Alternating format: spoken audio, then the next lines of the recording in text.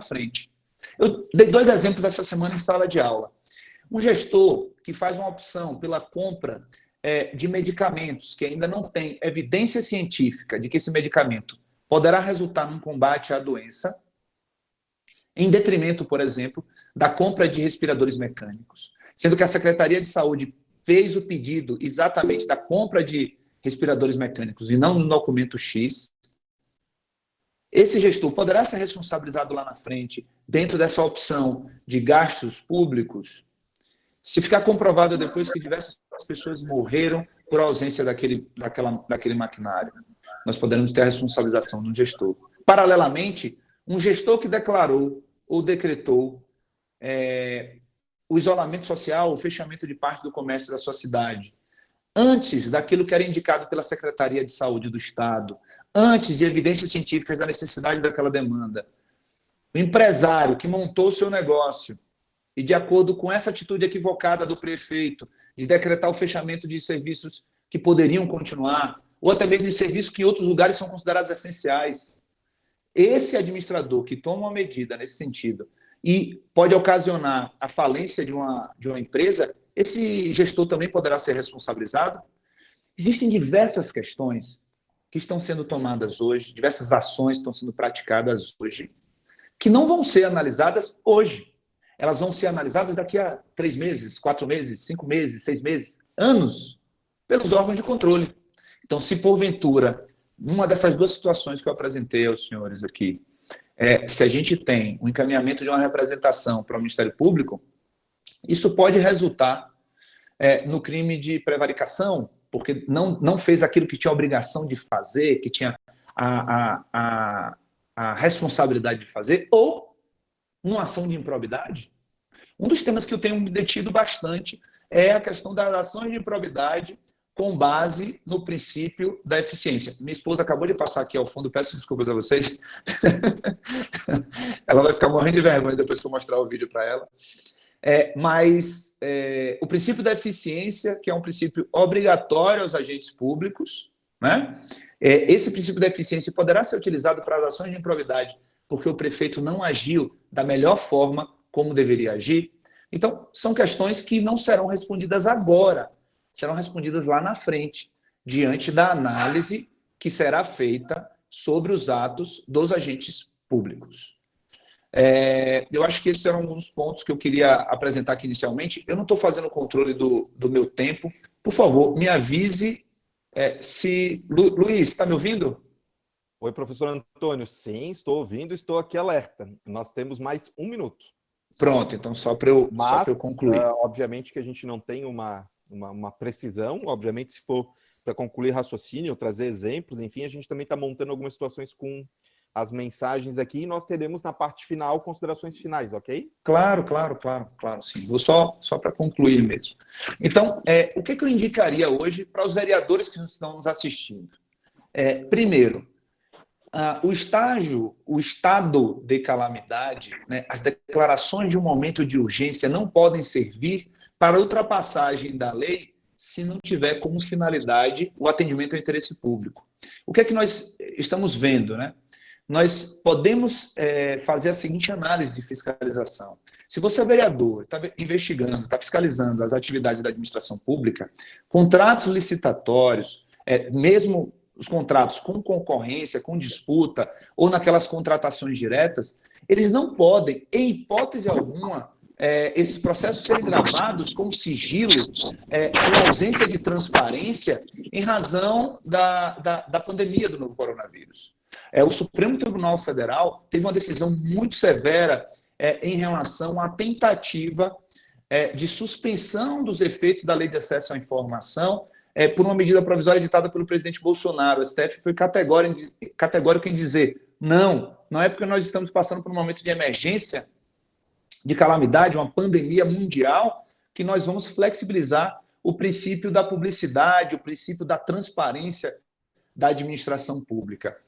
E aí, dentro desse aspecto, tudo aquilo que você, vereador, tudo aquilo que você, fiscal da administração, você compreender como sendo algo ruim, como sendo algo negativo, você vai ter 2 caminhos.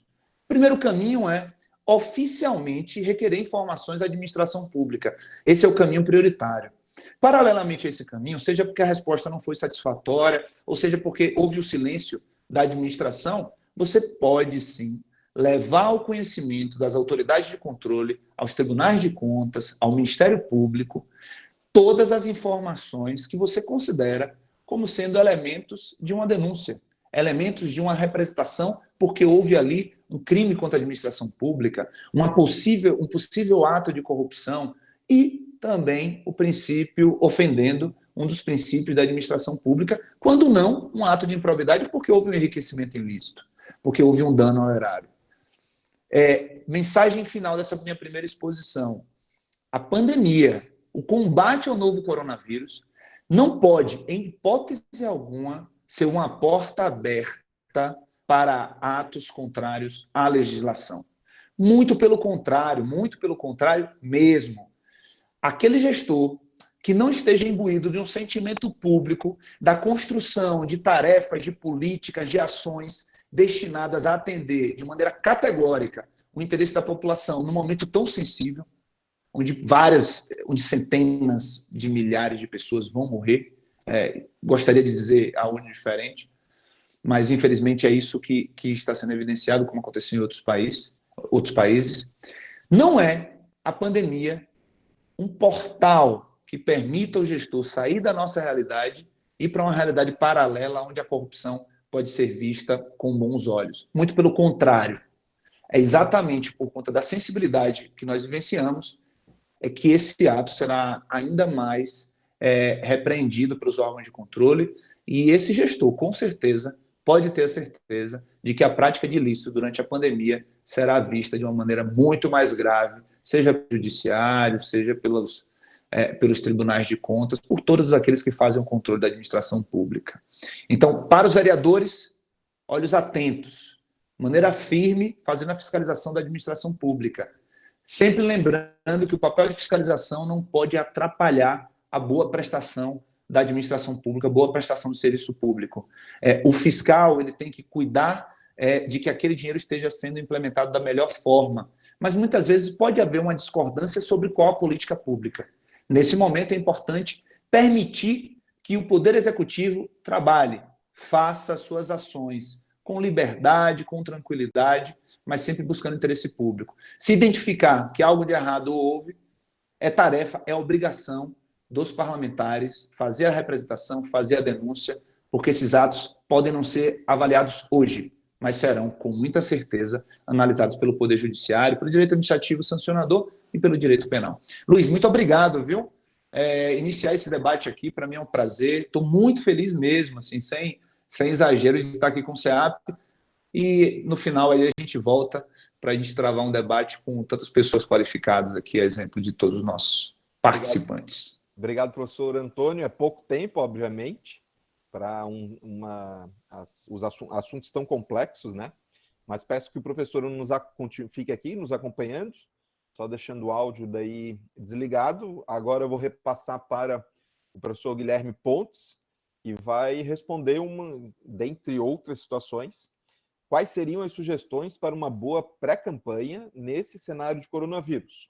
Lembrando que as perguntas, nós tivemos alguns colegas que no chat fizeram esse questionamento do momento que elas devem ser feitas ou respondidas. Vou pedir para todos que estão nos acompanhando fazendo as perguntas no chat. Nós estamos separando as perguntas e ao final da exposição dos 4 palestrantes, nós faremos perguntas específicas, ou seja, direcionado para um dos palestrantes ou gerais também. Então, professor Guilherme, a palavra é com você durante 10 minutos. Obrigado. Bom, mais uma vez, boa tarde a todos que entraram agora, né? Então, respondendo essa pergunta, né, como a gente pode se preparar para as eleições de 2020 num cenário de coronavírus? É muito claro, muito nítido para todos nós que nós vivemos um momento totalmente atípico, né? Um momento que ninguém esperava, ninguém se programou, uma eleição totalmente diferenciada do que nós vivemos até hoje. E aí, a gente tem percebido que tem travado muitas pessoas. Muitas pessoas começam a se questionar, será que vai ter eleição realmente? Será que ela vai ser adiada para novembro? Será que ela vai ser adiada para dezembro? Será que vai ser unificado as eleições em 2022? muitas questões começam a aparecer, né? E aí, melhor do que eu, acredito que os dois doutores da área do direito podem trazer elementos e discussões que o STF, o Tribunal Superior Eleitoral, tem feito nesse sentido. Mas o que eu acredito, em primeiro lugar, né, a gente se depara com uma pandemia, se depara com uma situação totalmente atípica. A primeira questão, a gente não pode se render e se deixar congelar diante dessa situação, né? E aí eu trago dois elementos que eu considero muito importantes diante dessa pandemia. Primeira delas, a gestão do tempo, né? Eu acredito que o que é mais universal, mais democrático dentro de uma campanha é o tempo, né? Todas as pessoas, todos os candidatos a vereador, a prefeito, têm o mesmo tempo, né? É a mesma quantidade de horas, mesma quantidade de dias para todos. Isso é algo universal, é algo igual para todos os candidatos. Então, acredito que nesse primeiro momento é necessário olhar para o tempo, olhar para esse lapso que nós temos temporal, esse período, né? E primeira coisa, trabalhar como se a eleição fosse mantida da mesma forma, né? Não se deixar paralisar e começar a planejar como se fosse para dezembro, como se fosse para novembro, como se fosse ter mais 2 anos. Planejar e estruturar o tempo de uma forma que a gente consiga trabalhar com o tempo que nós temos hoje, com a realidade legal de hoje, não ficar imaginando, enfim, trabalhar com esse tempo. E aí é muito claro a gente perceber que a gente tem hoje, se a gente for olhar de hoje até o dia da eleição, a gente tem cerca de 150 dias. São 150 dias que a gente tem para alcançar o nosso objetivo. De um ser eleito candidato, ser eleito prefeito, de outro ser eleito vereador, de outros que podem estar com a gente aqui conversando um pouco, pode ser talvez participar da eleição, seja o assessor, o coordenador de campanha, diversas realidades, mas o tempo que todos nós temos, ele é igual, cerca de 150 dias. Então a gente tem hoje, a partir o final da campanha desse período, cerca de 100 dias e mais ou menos 50 dias de campanha efetivamente. Claro, os dias não são exatamente esses, mas para a gente ter de uma forma resumida, 150 dias, 100 de pré-campanha e 100 de campanha.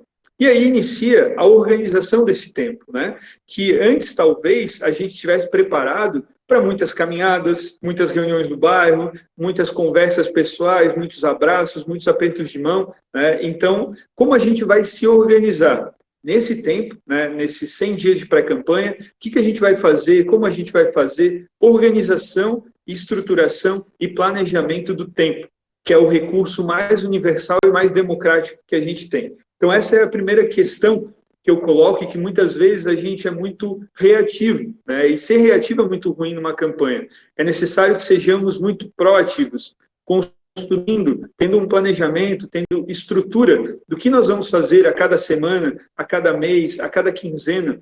Isso é muito importante. Quando a gente consegue separar, ter clara a nossa meta de votos, quanto a gente precisa fazer, como a gente vai fazer, organizando e dividindo o tempo, a gente salta na frente, com certeza, de muitos candidatos. Luiz, eu também vou te pedir ajuda no nosso tempo, que eu também não estou controlando aqui, só estou com a tela, então quando estiver dando aí o nosso tempo, também pode me cortar. E aí a segunda questão que eu trago, depois da gestão do tempo, eu acredito que seja gestão e organização dos recursos, né? Por ser uma eleição totalmente atípica, a gente tem que se remodelar, né? A gente tem que se reinventar, reconstruir, fazer uma campanha de um jeito que ninguém fazia. As reuniões que eram presenciais, por exemplo, eu presto consultoria para um partido político em Florianópolis. Toda a estruturação, toda a formação dos nossos pré-candidatos a vereador, todas as reuniões individuais com cada candidato, antes seria um café, antes seria uma reunião na sede do partido, hoje é tudo virtual. Nós tivemos que nos readaptar às realidades de o que a gente tem disponível, quais são as ferramentas, quais são os meios, né? Então, a gestão dos recursos, eu acredito que seja algo muito importante nesse momento. Visualizar. eu não posso mais fazer a caminhada, eu não posso mais fazer a reunião presencial ainda, tem várias dificuldades de quantidade de pessoas, e aí a gente está com realidades muito diversas, né? Talvez aqui tenha pessoas de cidades que é totalmente proibido qualquer reunião, outras já está liberado um pouco mais. Então, é difícil a gente falar com tanta propriedade para cada realidade. Mas por isso a gente fala, são os recursos, quais são as possibilidades, quais são as formas que eu tenho disponível. E quando a gente começa a visualizar isso, eu acredito que é muito óbvio e notório para todos nós que a internet, né, que os meios digitais, eles são muito mais importantes nesse momento em função das possibilidades que a gente tem. A gente não pode ir para a rua, mas a gente pode estar nas redes, a gente pode estar usando a internet para fazer campanha. E aí eu quero destacar talvez 3 elementos, né? Um deles de uma forma mais especial. Nós temos hoje, na nossa visão, as redes sociais como a grande possibilidade de fazer as reuniões, de fazer as conversas, de estar presente, de segmentar público, de criar públicos novos. E como fazer isso, né? Como a gente consegue utilizar essas ferramentas, principalmente Facebook, Instagram, hoje as 2 redes sociais mais utilizadas, né, por grande parte da população, como utilizar essas redes para que a gente possa ganhar votos, conquistar, né? Que a gente não consegue mais estar na rua, na reunião, a gente tem que utilizar dos meios digitais, das ferramentas, das redes sociais. Como fazer isso, né? Então, a gente tem trabalhado muito com pré-candidatos a vereador na definição da pauta, né? Quais são as minhas pautas?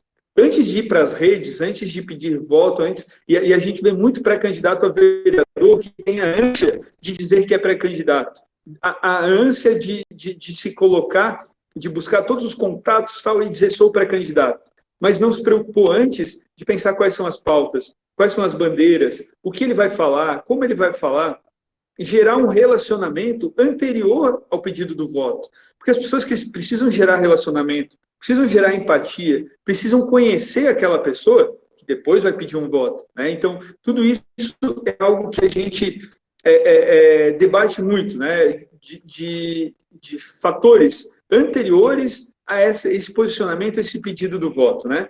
Então, hoje, para nós, a gente avalia muito como muito importante, muito necessário se pensar o WhatsApp, que daí é a terceira ferramenta que eu coloco aqui, que é uma possibilidade muito grande, e a gente já viu nas últimas eleições o impacto que teve o WhatsApp nas eleições, né? As informações chegam muito rápido, a gente fala muito de fake news, de notícias falsas, e como utilizar, né? Como utilizar o WhatsApp, que eu acredito que tem um potencial gigante nessas eleições, assim como teve nas eleições passadas, e pesquisas de opinião já têm demonstrado que a população está muito com o WhatsApp na mão, mais do que Facebook, mais do que Instagram, o WhatsApp está nas mãos das pessoas, né?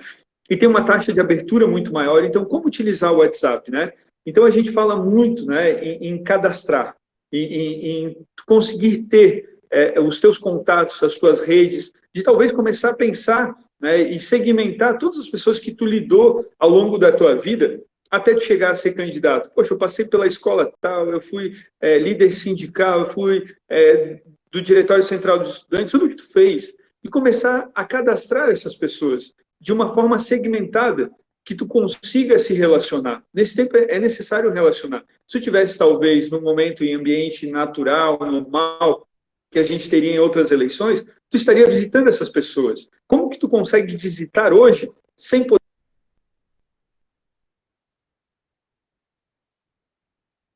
Alguém desligou o meu microfone aqui. Como que você consegue chegar a essas pessoas sem ser presencialmente, através do digital? Então, a gente sugere muito, né, o cadastro de todas as pessoas que tu conviveu, todas as pessoas que passaram pelo teu círculo, né, de relacionamento, criar, dividir, né, em segmentos essas pessoas, porque aí tu consegue gerar conteúdos, né, tu consegue gerar conteúdos específicos. Talvez aquelas pessoas, né, alguém que tenha mais a pauta da educação, e consiga mandar conteúdos de forma periódica para essas pessoas, indagações. Tem alguém desligando meu microfone. Gerar engajamento né, com essas pessoas para que tu consiga fazer esse funil, né? Tu vai afunilando, talvez consiga cadastrar de todo o teu relacionamento, toda a tua rede, 2.000 pessoas. E essas pessoas vai ter aquelas que tu vai gerar um maior engajamento, uma empatia, um relacionamento muito maior, e tu vai chegar lá mais próximo da eleição, no final do período pré-eleição, e tu consegue efetivamente pedir o voto, tu consegue efetivamente fidelizar aquelas pessoas. Então, para finalizar, colocar essa terceira ferramenta, que eu acho que ela está nas nossas mãos. A gente abre o WhatsApp quantas vezes por dia? Todo mundo abre, todo mundo manda diversas coisas, muitas coisas inúteis. Refletir como a gente consegue utilizar essas ferramentas para a conquista do voto hoje, né? Então, são algumas reflexões, alguns apontamentos, algumas sugestões já também que a gente coloca aqui para contribuir nesse debate, né? E auxiliar nesse momento que é tão difícil para todos nós, que temos que nos reinventar, fazer campanhas totalmente diferenciadas, né?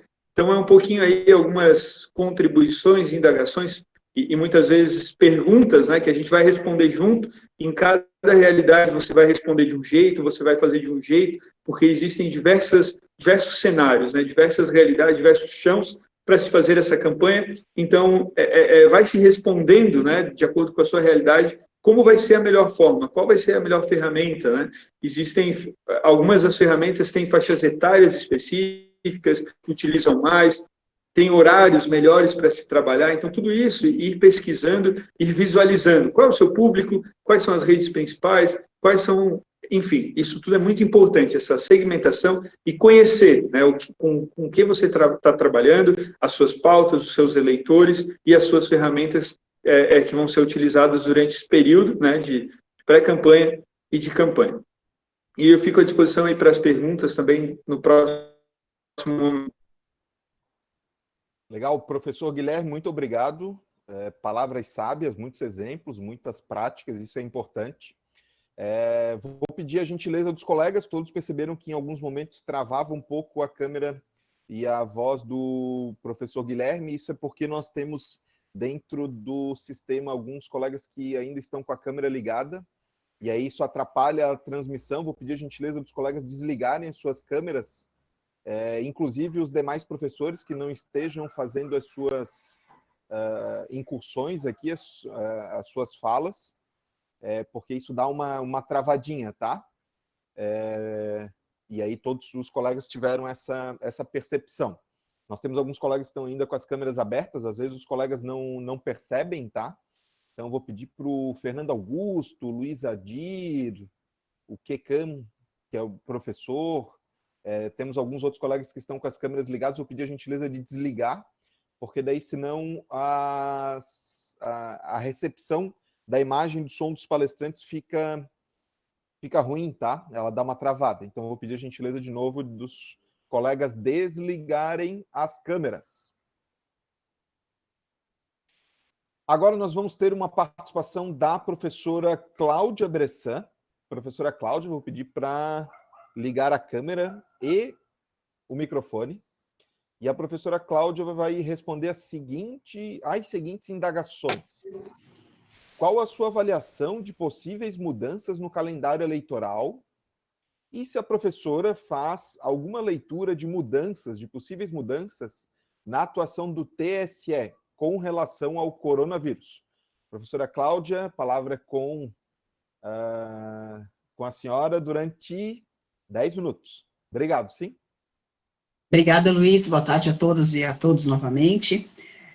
Bom, respondendo os dois questionamentos, primeiro, avaliação de possíveis mudanças no calendário eleitoral. Eu vejo uma possível mudança, que seria a data das eleições, né? Eu vejo isso como uma questão bastante latente, por mais que o ministro Barroso tenha se manifestado pela manutenção da data, mas se ventila, né, porque aí os fatos que vão determinar se haverá ou não um adiamento das eleições, né, uma data posterior, mas que essa data seja pelo menor tempo possível.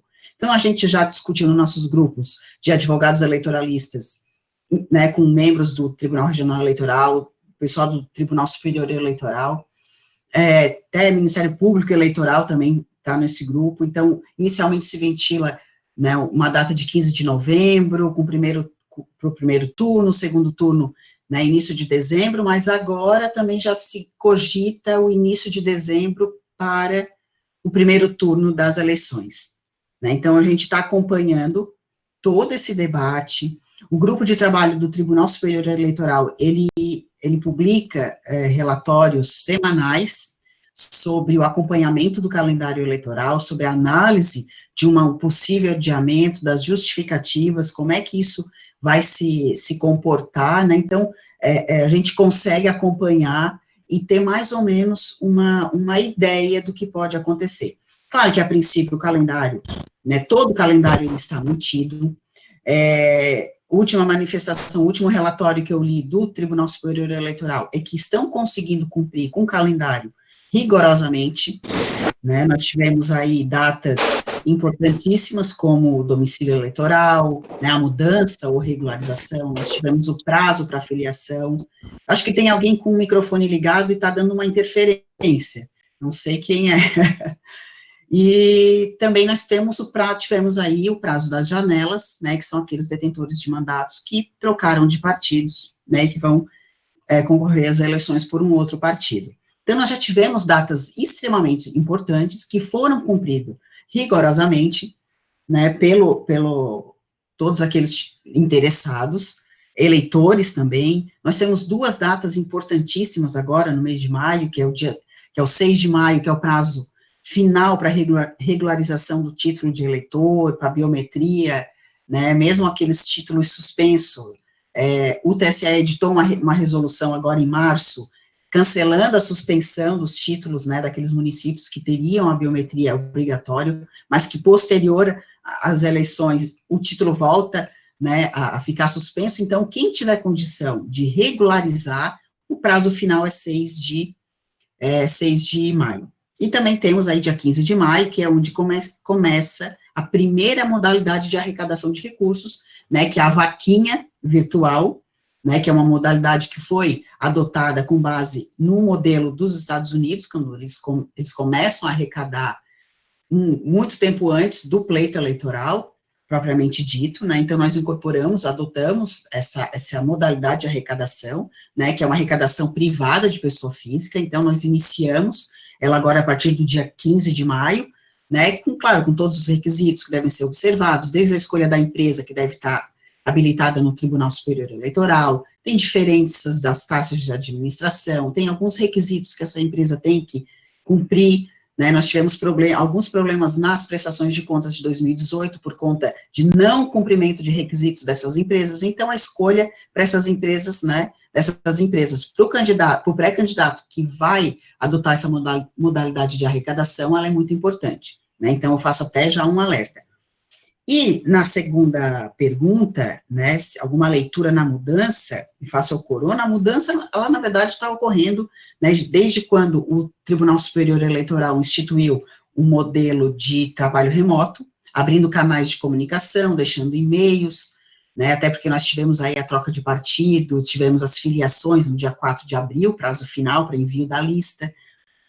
Então, essa seria a modalidade que foi já adotada pelo tribunal.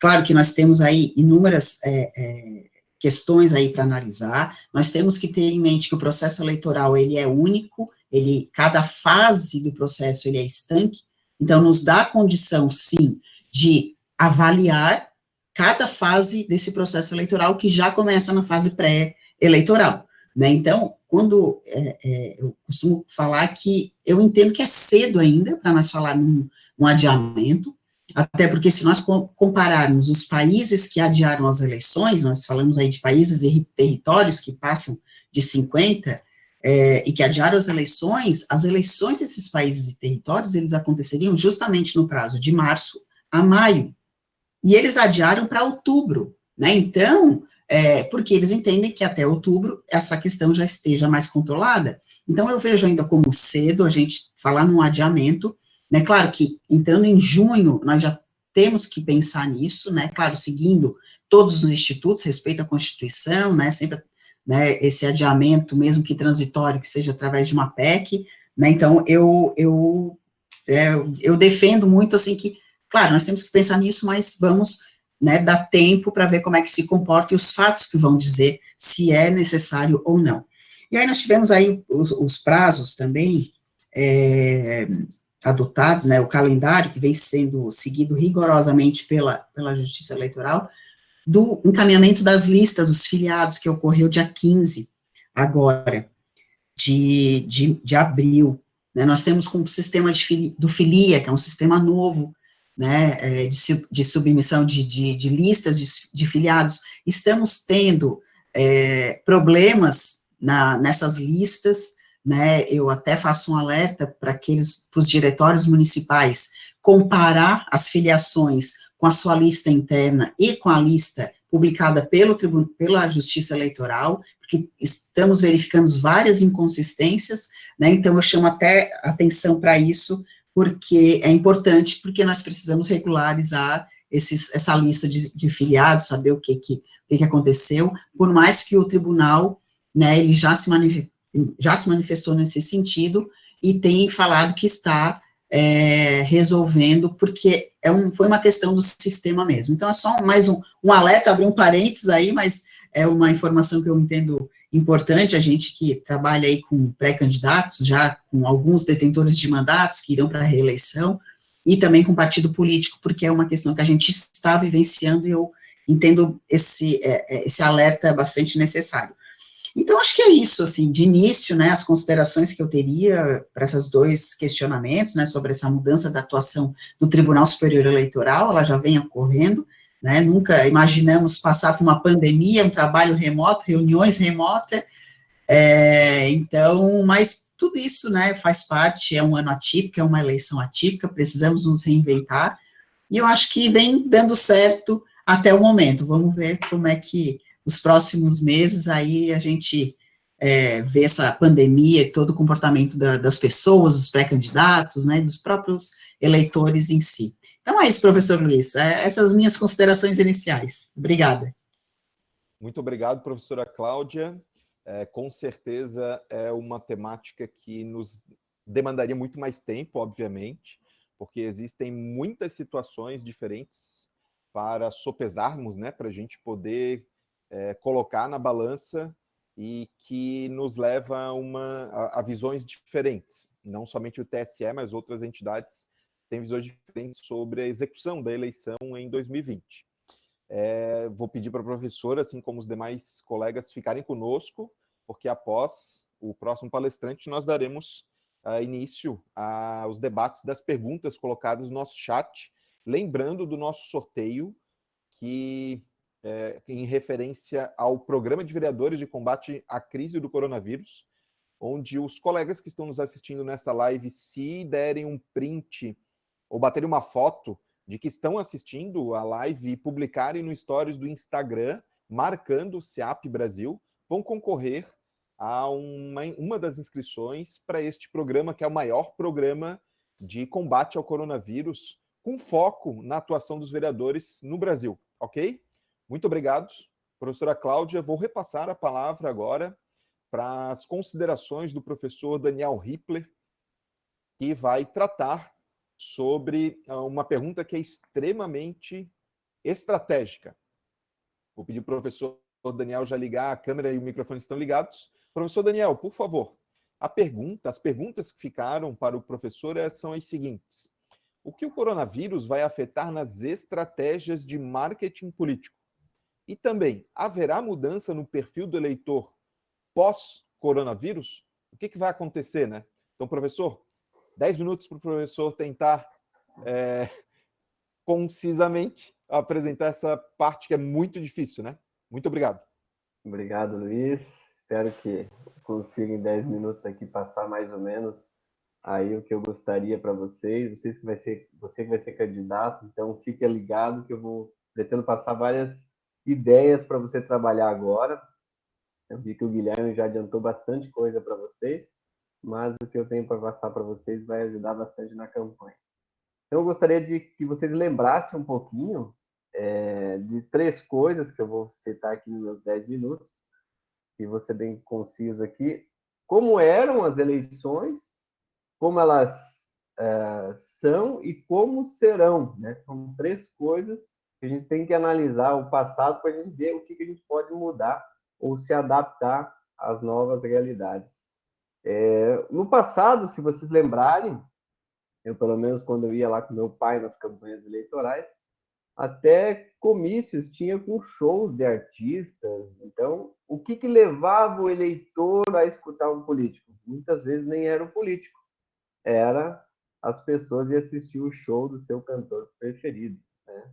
Muitas vezes aí também eram feitas jantas, enfim, que endossavam a vontade do eleitor lá, ouvir o que o político tinha a dizer. Os anos foram passando e as eleições foram mudando. A legislação, como a doutora acabou de falar, ela vem mudando no dia a dia e mudou de novo para essa eleição de 2020.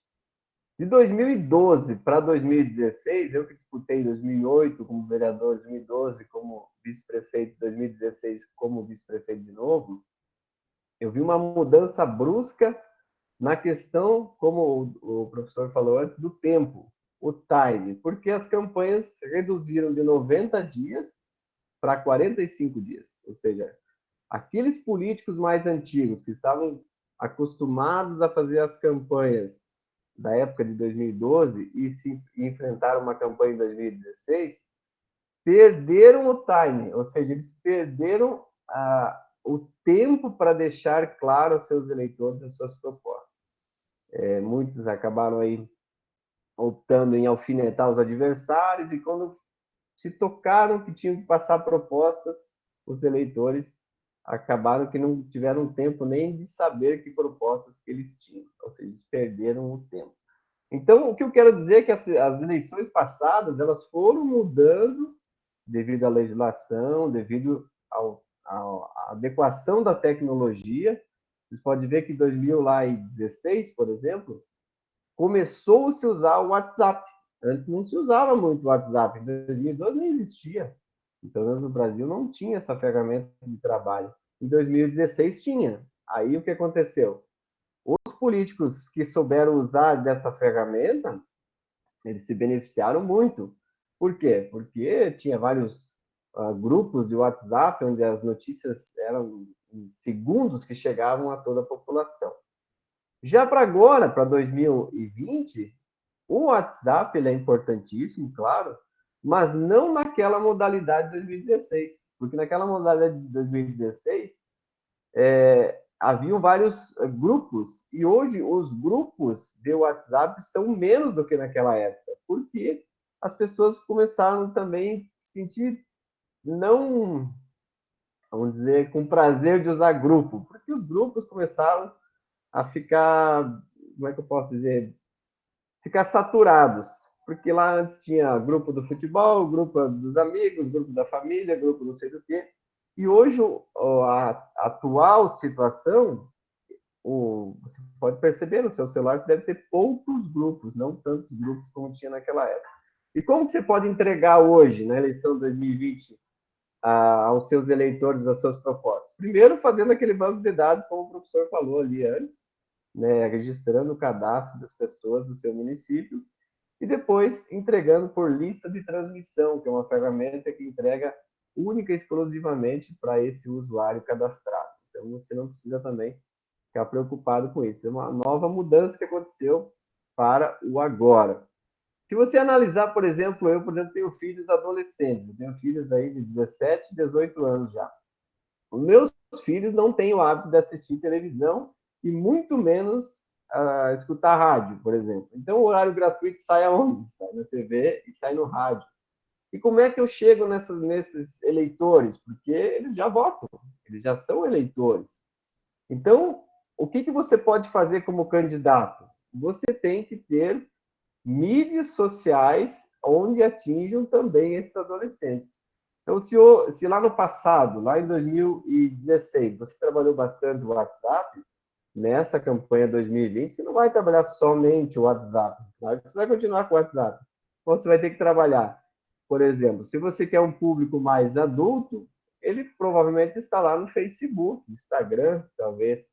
Mas se você quiser atingir o eleitor adolescente, que é isso que eu falei agora, você vai ter que ter mídias que os adolescentes estão. E uma das mídias que os adolescentes estão, que muitos dos pais não estão, talvez nem sabem, é uma mídia muito semelhante ao Instagram, que é o TikTok. O que é o TikTok? É um aplicativo onde as crianças aí, os adolescentes, usam vídeos de até 1 minuto. Então, a atenção do jovem hoje, ela é de tal maneira, vamos dizer assim, que ele não tem mais paciência para assistir talvez um vídeo de 5 minutos.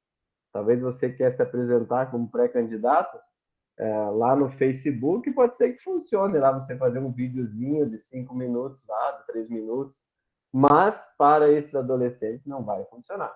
Você vai ter que achar uma maneira de estar também nessas novas ferramentas. O TikTok é uma delas. O Twitter é uma outra ferramenta, ela já é mais antiga, mas é bem usada pelos adolescentes. Também, claro, em modo geral, também as pessoas que estão, os políticos atuais usam muito o Twitter. Uma boa base de informação esse aplicativo para você, que talvez nem tenha baixado no seu celular e é gratuito. Uma outra ferramenta importantíssima, que é gratuita também, é o Telegram. Talvez você não saiba, mas o Telegram é como se fosse um WhatsApp. E no passado nós já tivemos bloqueio pela Justiça Eleitoral do WhatsApp, devido a problemas aí, a leis, a política, enfim. Mas, se nós pensarmos que o Telegram é uma ferramenta muito semelhante ao WhatsApp, por que nós não usarmos dessa ferramenta também para nós?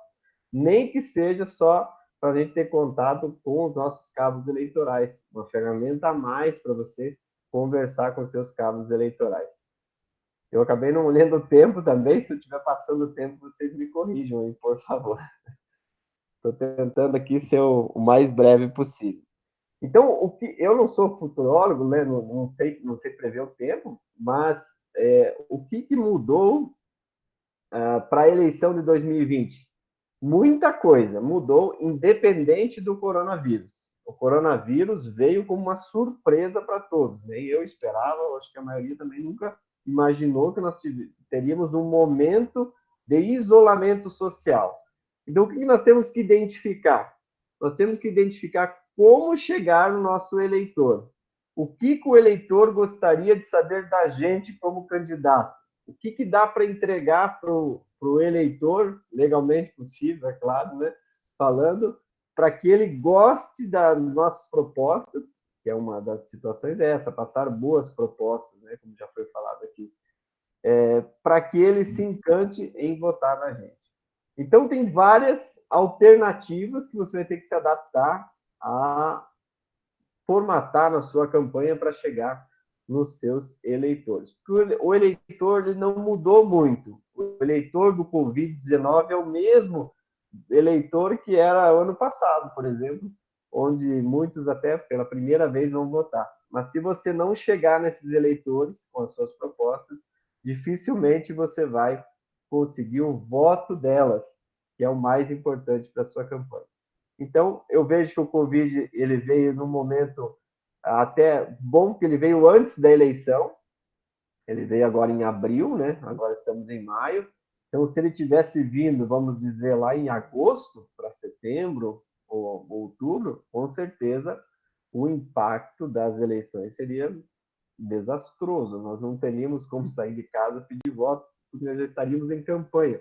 Porque após 15 de agosto, nós já teríamos feito convenções e já estaríamos lá na rua pedindo voto. E daí, de repente, tinha que parar tudo. Então, nós vamos ter que se adaptar essa nova eleição também com o coronavírus. Mas eu acredito que a eleição ela precisa acontecer até pela questão da democracia. Os eleitores votaram para 4 anos, né? Eu sou um eleito, então eu acredito que seria uma afronta ao eleitor estender mandato. Acredito que a eleição precisa acontecer esse ano e nós vamos ter que se adaptar às maneiras, ou seja, vamos ter que ser criativos para chegar nos nossos eleitores. Muitos foram já criativos agora, se você analisar, por exemplo, diversos comércios se readaptaram. Não sei se vocês assistiram, agora domingo tinha no Pequenas Empresas, Grandes Negócios, concorrentes se aliando, ou seja, se unindo para que o seu negócio não quebrasse, né? Então, talvez essa eleição nos ensine isso, para nós, em vez de ficarmos disputando que nem uma guerra, que é uma eleição, talvez se aproximarmos mais dos nossos possíveis adversários para fazermos campanhas mais limpas. E o maior medo que eu vejo na próxima eleição, agora 2020, é essa possível não fiscalização dos órgãos em compra de votos, por exemplo. Se você imaginar o seguinte, se um candidato, já tem até candidato fazendo isso, começa a mandar a cesta básica lá, manda o mercado mandar uma cesta básica para uma família. Como é que vai ser esse controle? Como é que os órgãos vão conseguir controlar isso? Só tem uma maneira, através de denúncias, como já foi falado aqui pelo doutor. Então, os próprios candidatos vão ter que ficar ligados em ajudar o Tribunal Regional Eleitoral a fiscalizar também isso. Então, eu acredito que vai ser uma eleição totalmente atípica, totalmente diferente, mas nós vamos passar por ela e vamos sobreviver com certeza. Obrigado. Professor Daniel, muito obrigado pelas suas palavras. Vou pedir para o professor continuar aí conosco. E nós destacamos uma pergunta para cada um dos palestrantes. Aí eu vou pedir para os 4 palestrantes ligarem suas câmeras novamente. A gente separou uma pergunta para cada um, e as demais perguntas eu vou pedir para os nossos palestrantes depois usarem o próprio chat e fazer alguns comentários nas perguntas sobressalentes, né, que não foram respondidas agora em vídeo, ok? Então vamos lá. Primeira pergunta para o professor Antônio Rodrigo. Cabe ação de improbidade sobre ineficiência quando o gestor, por exemplo, não há aulas, um diretor da escola recebe neste período horas extras, nesse período onde não tem aulas, né? E existe a modalidade no município de credenciados, ou seja, oficineiros, que estão sendo dispensados. Em tempo, estão sendo dadas atividades online para toda a rede municipal, inclusive até abril pelos credenciados. O vereador de Lontras, o vereador Glauco, sobre pagamento de horas extras, mesmo fora do horário normal de aula, porque provavelmente eles estão realizando atividades em teletrabalho. Professor Antônio, fica com você. Microfone ligado só. Tem que dar o tique no microfone. Aí. Tá me ouvindo bem? Fechou. Me vendo bem também? Tudo certo. Que bom, que bom. Então, vamos lá. Primeiro, de maneira bem objetiva, a lei de improbidade administrativa, ela tem pelo menos 3 tipos básicos de ato de improbidade. Nós vamos ter no artigo 9º o chamado enriquecimento ilícito, que é quando alguém se utiliza de um bem público, de valores públicos, quando pratica um ato de corrupção, é quem ganha dinheiro de forma ilícita em razão do Estado, da administração pública. Nós vamos ter aí também no artigo 10 o chamado dano ao erário, quando alguém pratica algum ato de desonestidade que ocasiona dano ao dinheiro público. O artigo 11, nós vamos falar aí dos atos de improbidade administrativa, dos atos administrativos que ofendem os princípios da administração pública. Um dos princípios da administração pública, que foi inserido na Constituição no final da década de 90, é o princípio da eficiência. Esse princípio da eficiência estabelece, obriga que o administrador público ele tem que buscar os caminhos que possam atingir o interesse público da maneira mais eficiente possível, ou seja, se utilizando do menor esforço para atingir o melhor resultado. Então, quando eu tenho o princípio da eficiência sendo algo obrigatório aos gestores públicos, eu não posso permitir que um agente público ele faça a opção por um caminho mais custoso, por um caminho que não vai atingir o melhor resultado, seja na área de saúde, seja na área da educação, em qualquer área do município. A sua pergunta, quando fala sobre hora extra, não diz respeito ao princípio da eficiência. Se a administração pública ela paga uma verba remuneratória a um determinado servidor, sem que exista um fato gerador, que exista uma situação fática que corresponda ao direito, à percepção dessa verba remuneratória, nós temos aí uma atuação de enriquecimento ilícito. se um servidor público está recebendo por horas extraordinárias, no momento em que as aulas estão suspensas, então aí nós temos um indício interessante de que há um ato ilícito. Mas vejamos bem, muitas vezes a suspensão das aulas não significa a suspensão do trabalho de um determinado agente público. Um diretor da escola, por exemplo, pode estar imbuído do sentimento de melhoria das políticas públicas educacionais, está construindo uma nova plataforma de informática, de educação à distância. Eu não sei o caso concreto. O que eu posso dizer é, não necessariamente a suspensão das aulas, no caso do diretor de uma escola, vai significar que ele não esteja trabalhando. Tem que ser analisado, tem que ser fiscalizado aí na situação mais concreta. Agora, pode sim, as decisões administrativas tomadas pelos administradores públicos, pelos agentes públicos, poderão ser, sim, enquadradas como atos de improbidade administrativa por ofensa ao princípio da eficiência. Esse talvez seja um dos pontos mais sensíveis das análises das políticas públicas que estão sendo tomadas, as decisões que estão sendo tomadas agora. Só para concluir, um ponto aí, principalmente com nossos amigos que vão lidar com a comunicação na área eleitoral, eu diria que nós vamos ter uma eleição em que a pauta de saúde ela vai ser uma pauta central. Então, é muito importante que os candidatos tenham um discurso bem preparado, bem planejado sobre o tema saúde pública. E aí vale estudar um pouco a Constituição, estudar um pouco a lei do SUS e algumas formas de organização da saúde no seu estado e no município. Acho que a pauta saúde é um tema muito importante para o acúmulo, para a formação dos candidatos. Professor Antônio, muito obrigado pela sua contribuição. Para todos os nossos colegas palestrantes, tem algumas outras perguntas ali no chat, se puderem fazer uma contribuição para os demais colegas. Separamos algumas perguntas que foram direcionadas para os palestrantes, mas tem perguntas gerais que quaisquer um dos colegas podem responder. O próximo, vou pedir para o professor Guilherme Pontes ligar a sua câmera, microfone, para que a gente consiga fazer também uma resposta à pergunta do Ian Becker dos Santos.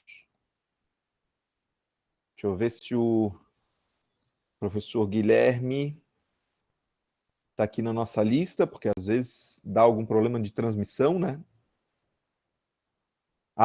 O professor Guilherme deve ter caído a internet.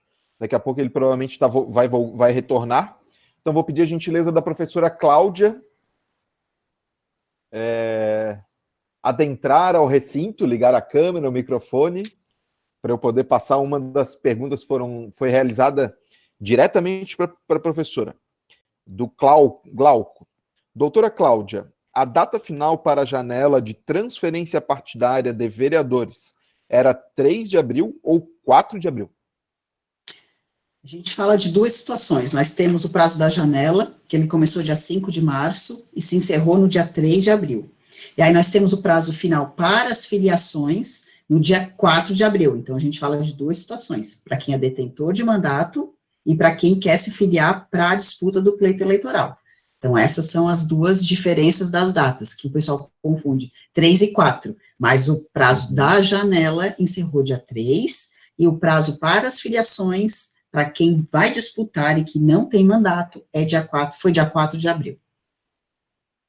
Pô, que ótimo, que ótimo, que ótimo. Muito obrigado, professora Cláudia.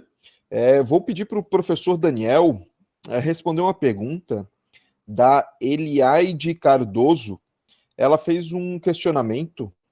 Vou esperar aqui o professor Daniel também ligar a câmera. Tá aqui, ótimo. Professor Daniel, pergunta da Eliaide. Como deve ser o modelo de pré-santinho? Confesso que eu não sei se de repente pré-santinho era para santinho, enfim, mas daí deixo a pergunta para o professor.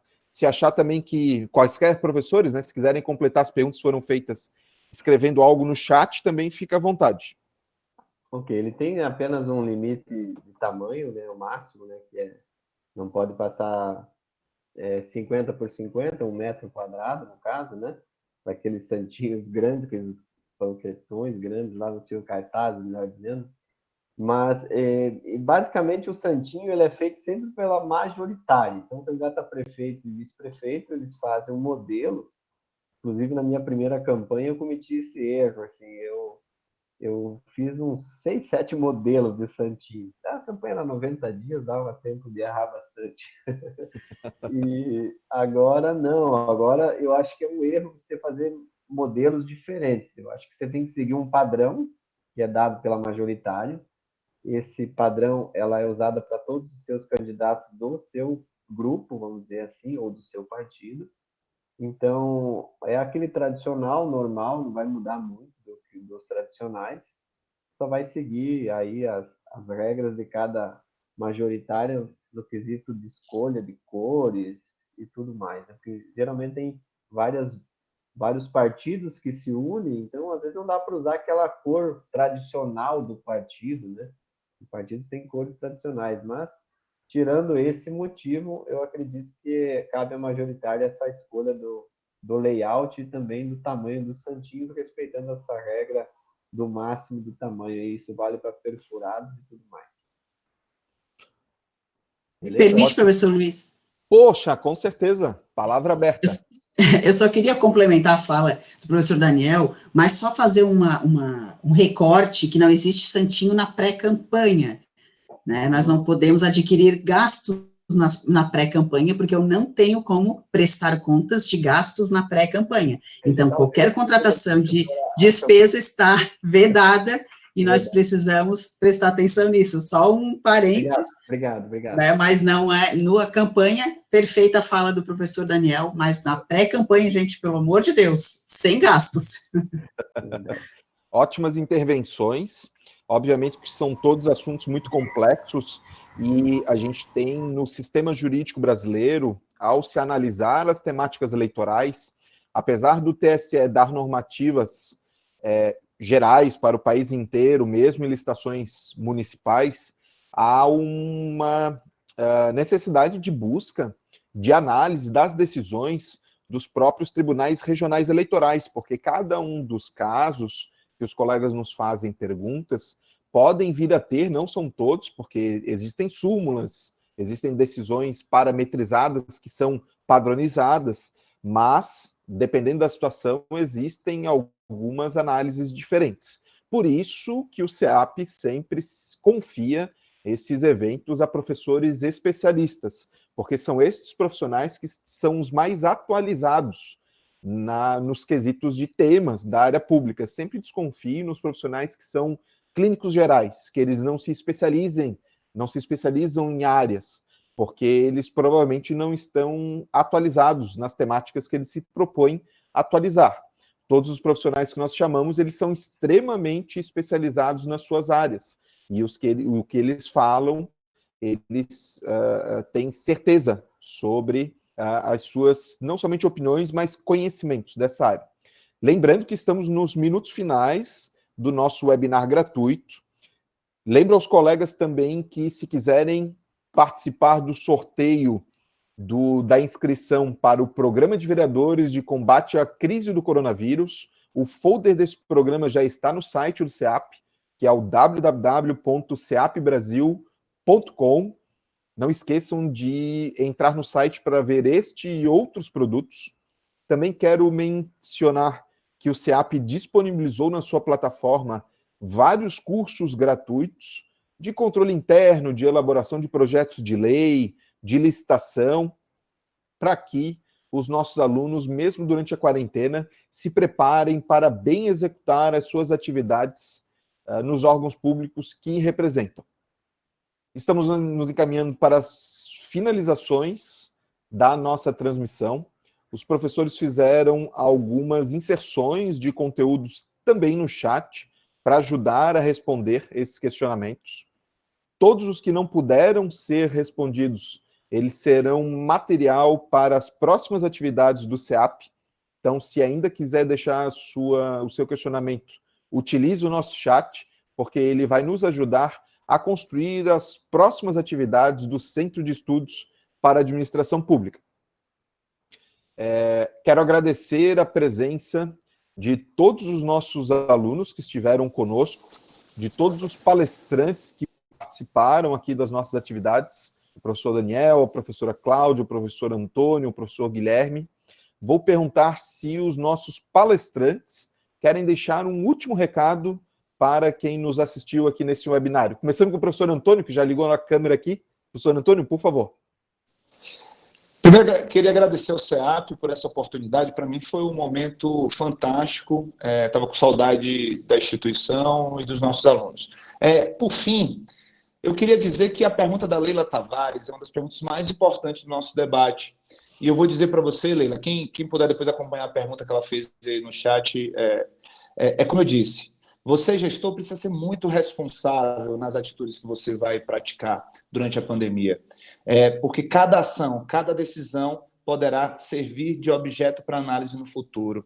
Sejam cuidadosos, busquem as autoridades de saúde do seu estado e do governo federal para tomar medida com menor percentual de risco. Cuidem da vida das pessoas, cuidem do interesse público. Mais importante do que o proselitismo político é, de fato, fazer uma construção da administração pública em prol da sociedade e dos nossos cidadãos. Um forte abraço a todos, mais uma vez. Muito obrigado, Luiz. Sua condução foi fantástica. Obrigado, professor Antônio. Vou passar agora para o professor Daniel para fazer as suas considerações finais aí.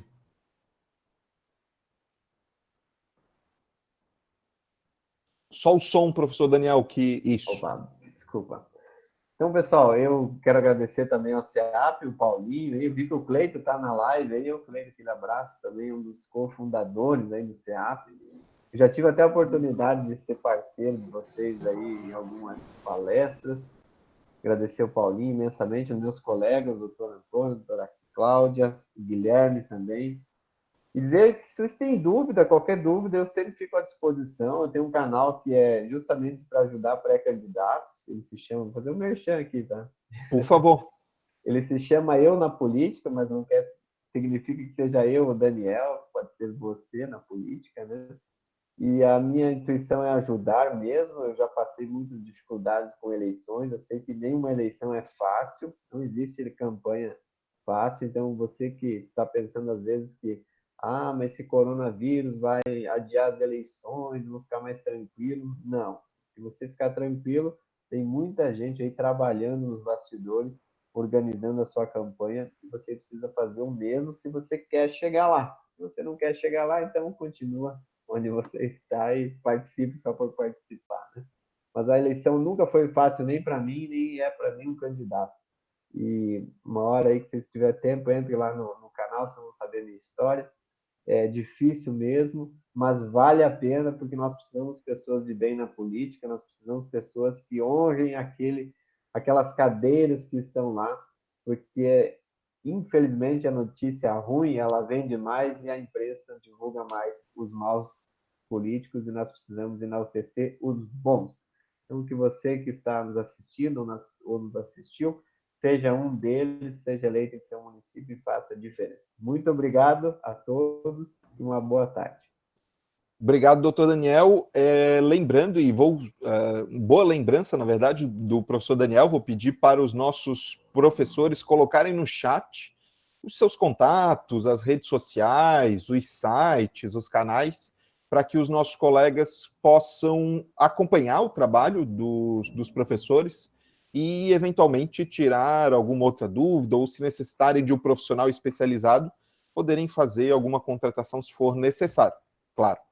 Professora Cláudia, gostaria que a professora fizesse suas considerações finais aí para a nossa turma. A professora, eu já vi que está respondendo ali no chat algumas coisas, aparece aqui as respostas, então, professora Cláudia, por favor. Bom, tenho que agradecer ao Luiz Cláudio, ao Luiz Paulo, Carlos, estou confundindo a Cláudia com o Carlos, e já agradecer, né, o convite, dizer que estou sempre à disposição do CEAP, que é um imenso prazer estar aqui com os colegas, também todos especialistas na sua área, e que é um prazer, estou à disposição, e dizer que estamos aí já, mesmo em épocas de corona, não paramos de trabalhar, não tem sábado, não tem domingo, porque ano de eleição é assim, e nós estamos num trabalho bastante árduo, com os pré-candidatos preparando, com os planejamento estratégico reformulado, porque agora temos essa que nos reinventar, né, num período de pré-campanha, que já está quase finalizado, né, não tem mais muita figura da pré-campanha, mas, né, dando todo o suporte aos pré-candidatos, aos partidos políticos que a gente atua, que o nosso escritório atua, e dizer que estarei sempre à disposição do CEAP, né, toda a sua credibilidade aí no mercado, sucesso em todos os seus cursos, então não poderia ser diferente. Obrigada aí pela oportunidade. Ótimo, muito obrigado, professora Cláudia. Lembrando, vou pedir para os nossos professores colocarem seus contatos ali no chat, o arroba, enfim, onde encontrar mais informações dos professores. Quero deixar também registrado que este webinar ele vai ficar gravado na rede social do CEAP. Os colegas que assistiram, nos acompanharam, podem assistir novamente. E os colegas que não assistiram vão poder entrar. Nós vamos divulgar esse link, né, o site onde ele estará gravado, mas os colegas podem utilizar as próprias redes sociais do CEAP para fazer perguntas sobre onde está este link gravado, ok? Quero agradecer imensamente a participação de todos, novamente agradecer o tempo despendido dos professores nestas atividades. Com certeza são com ações dessas, sérias e técnicas, que nós faremos com que os brasileiros, os cidadãos brasileiros que escolheram ser candidatos, possam executar muito melhor as suas atividades e, consequentemente, levar a administração pública do nosso país a um patamar de excelência que o povo brasileiro merece. Então, muito obrigado a todos por essa participação, parabenizo todos que nos acompanharam, e isso é um grande sinal de uma caminhada não somente para a campanha eleitoral, mas do sucesso da eleição. Vocês são espelho do nosso país, e como eu disse na última live, o CEAP está contra o coronavírus, mas a favor da sua capacitação, e não deixaremos essa quarentena atrapalhar as nossas atividades. Um forte abraço a todos, até a próxima oportunidade. Até logo, tchau, tchau.